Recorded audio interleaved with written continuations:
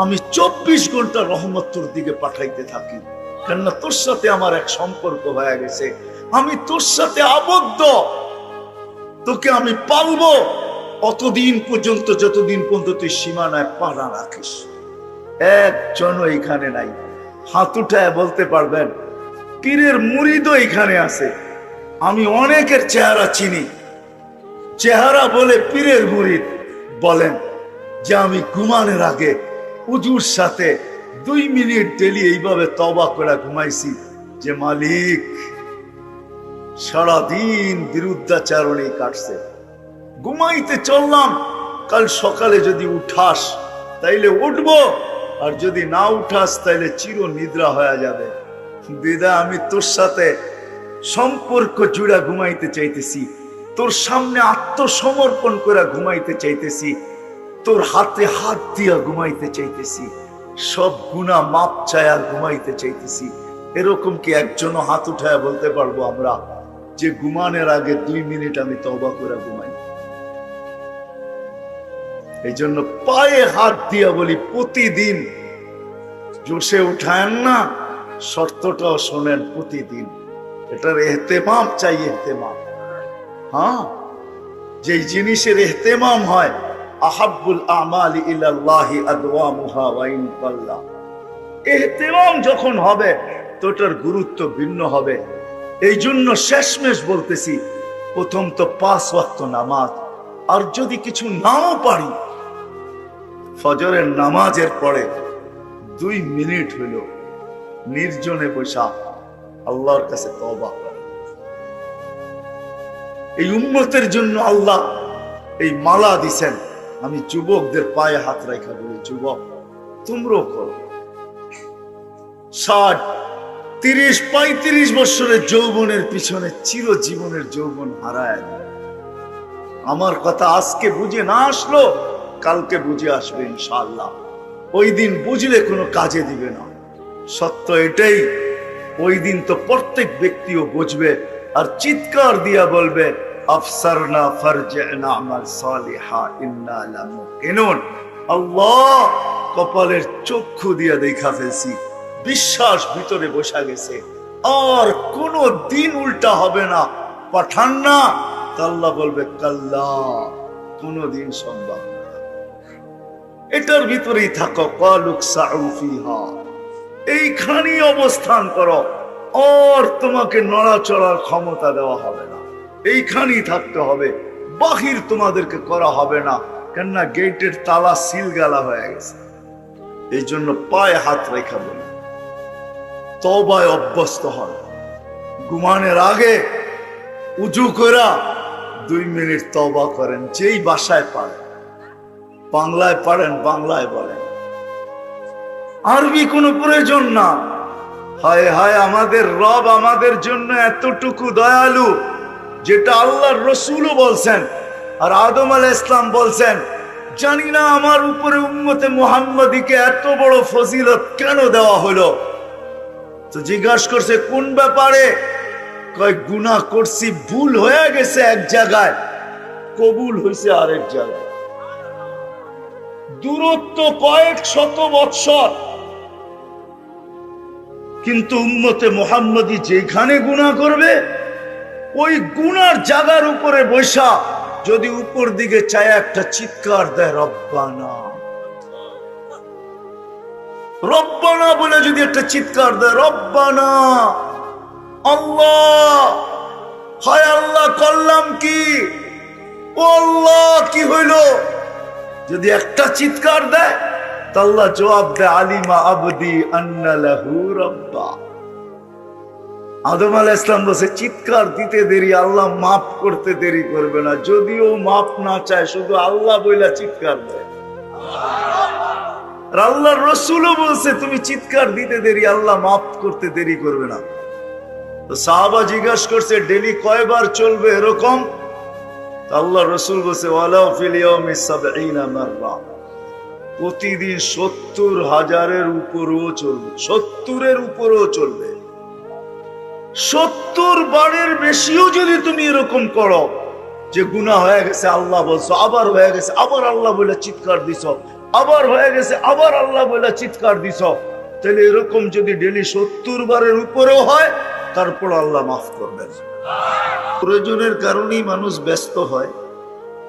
প্রয়োজন আছে বিদায়ী অটোওয়ালা সারাদিন অটো নিয়ে ছুটতেছে, সিএনজি ওয়ালা সিএনজি নিয়ে ছুটতেছে, বাজারওয়ালা সারাদিন দোকান খুলা বসা আছে, ঝড় দেখে না, তুফান দেখে না, শীত দেখে না, গরম দেখে না। অফিসওয়ালা ছুটতেছে অফিসের দিকে। এই যে ছুটাছুটি, এটা প্রয়োজনের কারণে। প্রয়োজন যদি না থাকতো তাহলে কাউকে ছুটতে হতো না, মাথার গাম পায়ে ফেলতে হতো না, দেশ থেকে দেশান্তর হইতে হতো না। তাইলে মানুষ প্রবাস জীবনে কোনোদিন জীবন কাটাইতো না। কেননা প্রবাস জীবনটা কোনো জীবন না। এটা যারা প্রবাসে ছিল বা আছে ওদেরকে জিজ্ঞাসা করেন যে প্রবাস জীবনটা কোনো জীবন মনে হয় না। প্রবাস জীবনটা কোনো জীবন মনে হয় না। বিকালে ফিরা, নিজের খাওয়া নিজেই পাক করতে হয়, কাপড়টা নিজেরই পরিষ্কার করতে হয়। সুস্থ হইলেও ভালো, অসুস্থ হইলে নিজের শরীরটাকে নিজেরই দেখতে হয়। অদ্বিতীয় আর ওইখানে কেউ থাকে না। বিদায় প্রবাস জীবনটা বিশ্লেষণ করলে দেখা যায় প্রবাস জীবনটা জীবন না। তারপরও প্রয়োজনের খাতিরে মানুষ প্রবাস জীবনটা বেছে নেয়। কি আপনাদের এখানে প্রবাসে নাই? ওকে জিজ্ঞেস করেন প্রবাস জীবনটা কিরকম, তো আমার কথাটা একমত হবে যে আসলে তাকাইলে দেখা যায় এটা কোনো জীবন না। আমরা প্রয়োজনের খাতিরে খেটা যেতেছি, তা একটা সময় আসে প্রয়োজনের মাত্রা বাড়তে থাকে আর সে ক্লান্ত হইতে থাকে। হইতে হইতে হইতে হইতে হইতে একটা পর্ব আসে যে আল্লাহ ডাকে, তারপরও আসে না। শুধু মুখ দিয়া বলতে থাকে প্রয়োজনের খাতিরে আমি এতটুকু ব্যস্ত। কেউ কেউ তো বইলেও ফেলে যে মরার সময়ও নাই, মনে হয় ও মরবে না, ওর কাছে মরার সময়ও নাই। সবাই বলে আমি ব্যস্ত। জিজ্ঞাসা করলে ব্যস্ততা কেন, তো বলবে প্রয়োজনের খাতিরে আমি ব্যস্ত। আল্লাহ ডাকে তারপরও আসে না। মনে হয় বুঝাইতে পারি না। কে ডাকে? কয়জন মসজিদে আসে? কয়জন নামাজে দাঁড়ায়? এই মজলিসও আছে যে আশার নামাজ এখনো পড়ে নাই। আজকে রাত্রে পড়বে কিনা এটাও সন্দেহ আছে। জিজ্ঞাসা করলে বলবে ব্যস্ত ছিলাম, ব্যস্ত। অথচ মার পেটে কোনো ব্যস্ততা ছিল না। জমিনে পা রাখতে দেরি, ব্যস্ততা আমাকে ঘিরা ধরতে দেরি করে নাই। দিন যাইতে ছিল, ব্যস্ততার মাত্রা বাড়তে ছিল। একটা দিন আসলো যে এখন আমি 24 ঘন্টা ব্যস্ত। আল্লাহ ডাকলেও সাড়া দেওয়ার সুযোগ আমার কাছে নাই। অথচ মুসলমান হিসাবে স্বীকার করে যে আমি এক একটা শ্বাসে শ্বাসে আল্লাহর মুহতাজ। আল্লাহ বলতেছে আনতুমুল ফুকারা, ও মানুষ তুমি কদমে কদমে আমার মুহতাজ। শ্বাসে শ্বাসে মুখাপেক্ষী। আমি চালাই বিদায় তোমার শ্বাস চলে। আমি যদি না চালাই তাহলে তুমি টানবে আর কোনোদিন ছাড়তে পারবে না, ছাড়বে আর কোনোদিন টানতে পারবে না। এখানে টানা আর ছাড়ার কোনো সিস্টেম নাই। আপনাদের বিজ্ঞানকে জিজ্ঞাসা করেন, এই ভিতরে টানার আর ছাড়ার কোনো সিস্টেম নাই। একটা আছে না, মানুষ সিস্টেমের মাধ্যমে চলে, কোনো সিস্টেম নেই টানার আর ছাড়া। আল্লাহ টানাইতেছেন বিদায় শ্বাস টানতেছি, আল্লাহ ছাড়তে দিতেছেন বিদায় ছাড়তে পারতেছি। এই জন্যই আল্লাহ এক জায়গায় বলছেন, মানুষ 24 ঘন্টা তোকে আমি রহমতের ভিতরে ডুবাইয়া দিই। 24 ঘন্টা ডুবানো তুই। রহমতি ইলাইকা নাজিল, 24 ঘন্টা আমার অনবরত রহমত তোর উপরে নাজেল হইতে থাকে। যদি রহমত নাজেল না হইতো তাহলে তোর চক্ষু কোনোদিন দেখতো না। কেননা চোখে দেখার কোনো উপাদান নাই, তোর কান কোনোদিন শুনতো না, কেননা কানে শোনার কোনো উপাদান নাই, তোর বাক শক্তি কোনোদিন বলতো না, কেননা এখানে বলার কোনো উপাদান নাই, কোনো অঙ্গ চলার জন্য ভিতরে কোনো সিস্টেম নাই, পুরাটাই আমার রহমত আর কুদরত দ্বারা চলতেছে। যতদিন চাবো অতদিন চালাবো, যেই দিন চাবো না ওই দিন তোর নাম হবে লাশ। যেদিন চাবো না ওই দিন চলবে না, লাশ হয়ে যাবে। অথচ 24 ঘন্টা পরিচালনা করতেছেন। ওই ব্যক্তি যখন প্রয়োজনের বেড়া জালে আটকাইল, চতুর্দিক থেকে প্রয়োজন আর প্রয়োজন, তো বলতে শুরু করলো আমি ব্যস্ত। আল্লাহ ডাকে তারপরও আসে না, আর বলেই আমি ব্যস্ততার ভিতরে আসি, কি করে আসবো? অথচ জানে কদমে কদমে আল্লাহর মুহতাজ। আল্লাহ বলতেছে আনতুমুল ফুকারা, তোমরা মুখাপেক্ষী। প্রত্যেক কদম কেন, প্রত্যেক শ্বাসে শ্বাসে, প্রত্যেক মুহূর্তে মুহূর্তে। হায় মেরে দোস্ত, আপনি যদি বলবেন প্রত্যেক শ্বাসে শ্বাসে আল্লাহর মুহতাজ, এই জন্য শ্বাসের ফেরেশতা প্রতিবার আল্লাহকে জিজ্ঞাসা করে আমসি কাওয়াত্র, আল্লাহ শ্বাস নিল বন্ধ করে দিব না ছাড়তে দিব? তো আল্লাহ প্রত্যেকবার বলে উতরুক আলী আবদি আজাদ, ছাড়তে দে। সীমারেখা দেওয়া আছে, যখন সীমারেখায় পা দিবে তো হুকুম দিব, শ্বাস নিবে আর কোনোদিন ছাড়তে দিবে না, ছাড়বে আর কোনোদিন টানতে দিবে না। ডেট।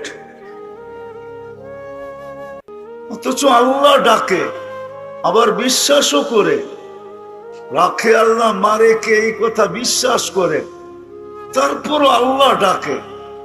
কিন্তু যুবকও বলে ব্যস্ত, পুরুষও বলে ব্যস্ত, বৃদ্ধ বলে ব্যস্ত, নারীও বলে ব্যস্ত, পুরুষও বলে ব্যস্ত, সমাজের প্রত্যেক ব্যক্তি বলে ব্যস্ত।